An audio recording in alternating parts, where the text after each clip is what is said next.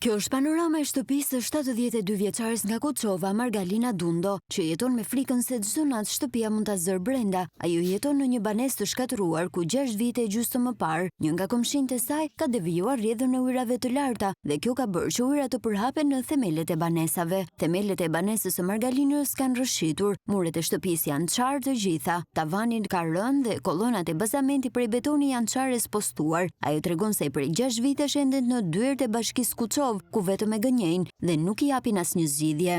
Unë jam ankuar me këtë shqetësim, kam vajtur në bashki te kryetari, në krye 5 vjet vajte kryetari dhe më tha, do vi sot, do vi nesër, më gënjeu. Në krye 5 vjet e kryetari më tha ti nuk e dokumenta. Ajo i bën apelin për ndihmë bashkisë dhe institucioneve që të vinë dhe të konstatojnë që shtëpia është e pabanueshme. Unë kërkoj që muri aty të hapet, ajo aty të prishet, komisioni vlerësojnë shtëpit dhe bëhet edhe muri rrugës se po bie. 72 vjeçare jeton çdo ditë me frikën se shtëpia mund ta zërë brenda, sepse siç pohon ajo vet, kjo shtëpi është e pabanueshme.